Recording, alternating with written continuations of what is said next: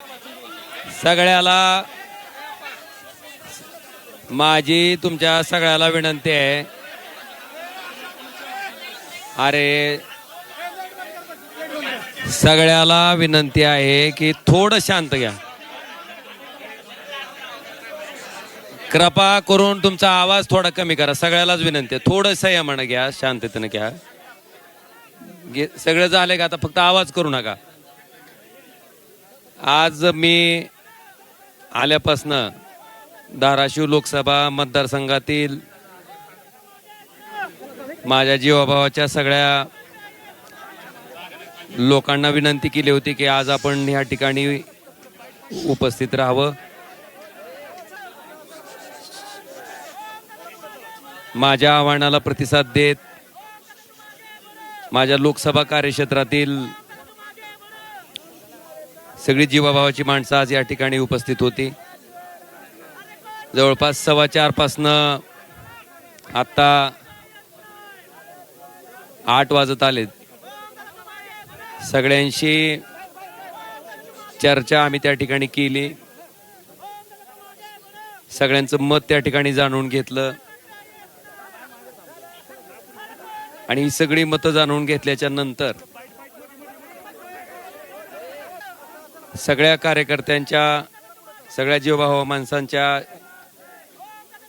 ज्या सूचना आहेत त्या पद्धतीनं मला थोडी पार्श्वभूमी सांगायची की नुकत्याच झालेल्या स्थानिक स्वराज्य संस्थेच्या निवडणुकीमध्ये सगळे कार्यकर्ते त्या ठिकाणी लढत असताना सुद्धा जर धाराशिव लोकसभा मतदारसंघाचा आपण विचार केला तर एकाही पंचायत समितीमध्ये, नगरपालिकेमध्ये त्या ठिकाणी आम्हाला यश मिळू शकलं नाही. अनेक सामान्य कार्यकर्ते, अतिशय चांगल्या पद्धतीनं काम करणारे कार्यकर्ते सुद्धा ह्या निवडणुकीत अतिशय वाईट पद्धतीने त्या ठिकाणी पराभूत झाले.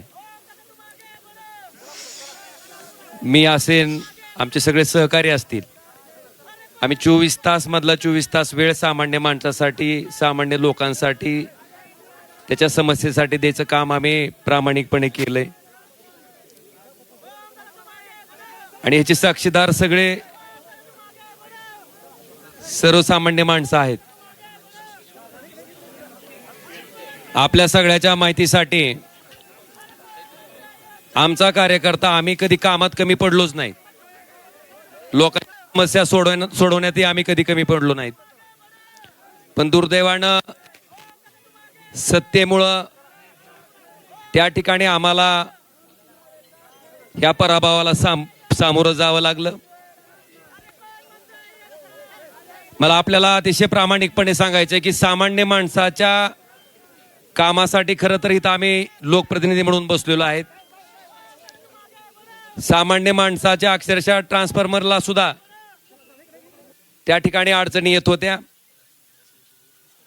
आज सगळ्यांच्या माध्यमातून त्या ठिकाणी आम्ही निर्णय घेतलाय की शिवसेना पक्षात त्या ठिकाणी आम्ही जाणार आहेत.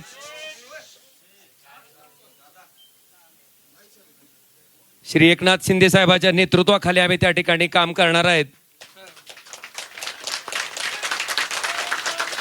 याच्या पाठीमागची पार्श्वभूमी अशी आहे की आपण बघितलं असेल, ज्या कारणामुळे त्या ठिकाणी मी माझं सार्वजनिक जीवन सुरू केलं की ह्या वाईट वृत्तीची लोक कुठल्याही परिस्थितीत त्या ठिकाणी राजकारणाच्या पटलावर राहिली नाहीत पाहिजेत. ती भूमिका आजपर्यंत मी त्या ठिकाणी चोखपणे निभावत आलो. कायदेशीर बाबीवर सुद्धा आम्ही त्याच पद्धतीनं पूर्ण आमच्या कुटुंबानं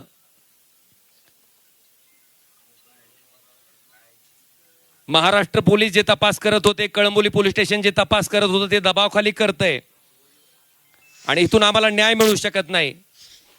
म्हणून हा तपास सीबीआय कडे वर्ग करावा अशी मागणी, अशी याचिका हायकोर्टात केल्याच्या नंतर या हत्याकांडाचा तपास त्या ठिकाणी सीबीआय कडे वर्ग झाला. 20 वर्ष अविरतपणे न्यायालयीन प्रक्रिया चालली. फार मोठ्या अपेक्षा आमच्या कुटुंबाला त्या निकालातनं होत्या.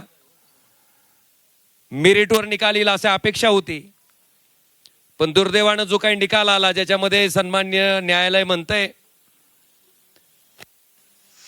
की राजकीय वैमनस्य होतं तेही मान्य करतंय. कुठल्याही हत्याकांडामध्ये उद्देश मोटिव्ह फार महत्वाचा असतो तेही न्यायालय मान्य करतंय. पण दुर्दैवानं कळंबोली पोलीस स्टेशनच्या तपासाला त्या ठिकाणी बेस करून मला वाटतं ज्या पद्धतीचा निकाल आला तो अतिशय दुर्दैवी होता. आणि अशा पद्धतीनं या निकालाचं दुःख, कारण ज्या दिवशी राजेसाहेब गेले त्या दिवशीचं जे दुःख होतं तशाच पद्धतीचं दुःख आमच्या पूर्ण कुटुंबाला काल सहन करावं लागलं. मला वाटतं ह्याच्यामध्ये एक माणूस त्या ठिकाणी सक्षमपणे आमच्या पाठीशी उभा होता आणि त्यांनाही ते पटलेलं नव्हतं. काल ज्या पद्धतीनं निकाल आला त्याच्या बाबतीत सीएम साहेब, देवेंद्रजी फडणवीस, श्री एकनाथ शिंदे साहेब यांच्याशी माझं बोलणं झालं. त्यांनी अमित शहा साहेबांबरोबरही माझं बोलणं करून दिलं. आम्ही त्यांना इतकीच विनंती केली की साहेब आम्हाला कुणाचा फेवर नको आहे, पण आम्ही जे संघर्ष मागच्या 20 वर्षापासून करतोय, फक्त न्याय मागतोय, तो न्याय आम्हाला मिळवून द्यावा ही आम्ही कळकळीची विनंती त्या ठिकाणी केली. आणि आदरणीय एकनाथ शिंदे साहेबांनी स्वतः समोर येऊन स्टेटमेंट दिलं. आणि सीबीआय त्या ठिकाणी माननीय हायकोर्टात या प्रकरणाबाबतीत अपील दाखल करणार आहे.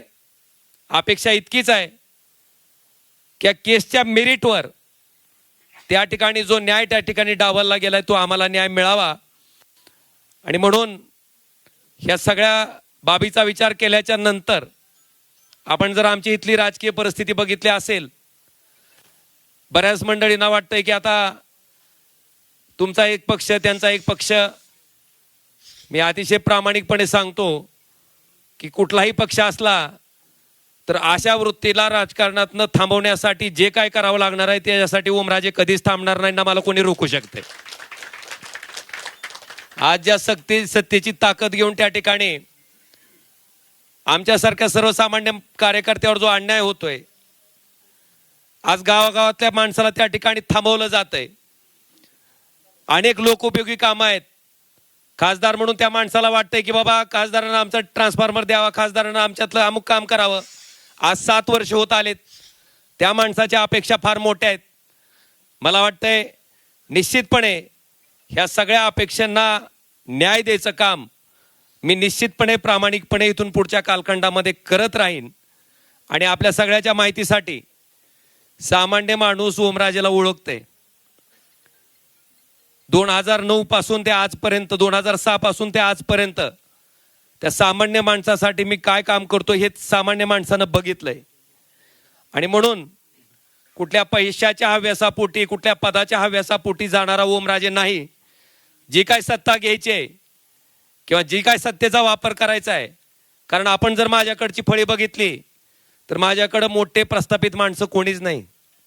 माझ्याकडं सामान्य माणसं, समाजातली शेवटच्या घटकातली माणसं त्या ठिकाणी आज माझ्याकडं आशा लावून बघतायत. आणि मी आपल्याला शब्द देतो की ह्या सत्तेचा वापर हा त्या सर्वसामान्य माणसाच्या जीवनात आनंद देण्यासाठी मी प्रामाणिकपणे करत राहीन आणि ती ताकदीनं करत राहीन.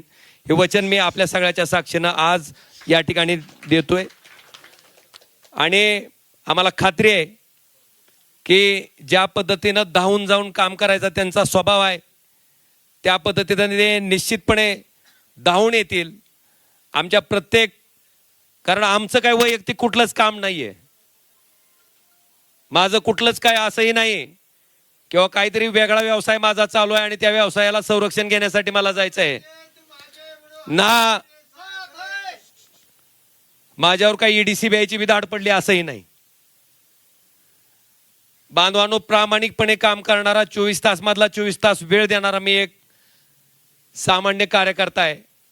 आणि निश्चितपणे यांच्या नेतृत्वाखाली आम्ही अतिशय चांगल्या पद्धतीचं काम आपण जर बघितलं असेल तर कृष्णा मराठवाडा सिंचन प्रकल्प जो की कित्येक वर्षापासून त्या ठिकाणी अपूर्ण आहे. आपल्याकडे बॅरेजेसची कामं आहेत जे की आम्ही त्यावेळेस सुरू केलं होतं, त्याचे इस्टिमेट चालू केले होते. मला वाटतंय ह्या सत्तेचा उपयोग कशा पद्धतीने केला जाऊ शकतो हे निश्चितपणे आम्ही धाराशिव लोकसभा मतदारसंघातील जनतेला चांगल्या पद्धतीने त्या ठिकाणी राबवून, नुसत्या घोषणा नाहीत तर त्या राबवून अतिशय चांगल्या पद्धतीनं दाखवून देऊ, हेही वचन मी आजच्या या पत्रकार परिषदेच्या निमित्तानं देतो. आणि निश्चितपणे आदरणीय उद्धवजी, आदरणीय आदित्यजी, बाळासाहेब यांचा सगळ्यांचा मला प्रचंड स्नेह लाभला, त्यांचे आशीर्वाद लाभले, त्यांचं प्रेम लाभलेलं आहे. मला वाटतंय माझ्या मनात, माझ्या तोंडात कधीही कुणाबद्दलही वाईट शब्द कधी आलेला नाही, येणारही नाही. आणि मी मगाशी आमच्या सगळ्या सैनिकांना सुद्धा सगळ्यांना सांगितलं की एकही शब्द भले कुठल्याही प्रकारची कशाही प्रकारची कमेंट पुढं न आली तर मला वाटतंय मातोश्रीबद्दल आपल्याकडनं एकही शब्द जायला नको, ही मी विनंती सगळ्या आमच्या कार्यकर्त्यांना केलेली आहे. मी त्यांचंही मनापासून आभार व्यक्त करतो. आणि निश्चितपणे माझा पुढचा जो राजकीय प्रवास आहे, हा राजकीय प्रवास सर्वसामान्य माणसाच्या जीवनात आनंदाचे क्षण आणण्यासाठी, त्याला सुखाचे क्षण देण्यासाठी मी कायमस्वरूपी अविरतपणे जसा आधी काम करत आलोय त्याच पद्धतीनं अविरतपणे त्यांच्यासाठी काम करत राहीन, हेही वचन देतो.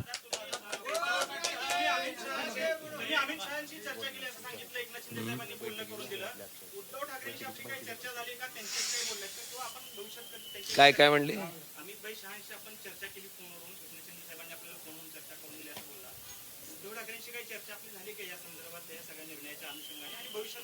कुठल्या कशाबद्दल म्हणताय?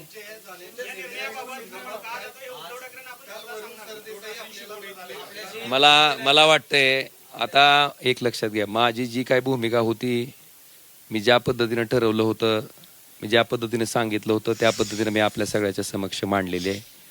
आणि माझी आपल्याला इतकीच विनंती आहे की आम्ही काय बोललेलो असेल तर निश्चितपणे तुम्ही त्याची बातमी करा, त्याच्याबद्दल काही दुमत नाही. पण न बोललेल्याही बातम्या त्या ठिकाणी चालवल्या जातात आणि विनाकारण कुणाबद्दलही गैरसमज त्या ठिकाणी निर्माण केले जातात. तर फक्त तेवढ्या गोष्टी घडून येत.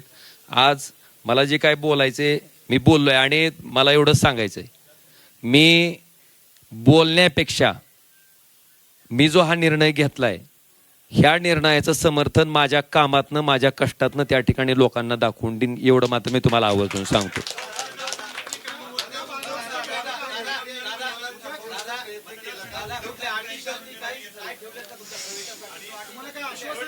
एक लक्षात घ्या, अटी शर्ती टाकून मी काम करणारा कार्यकर्ता नाही.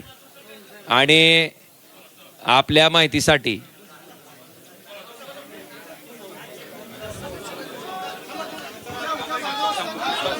धन्यवाद.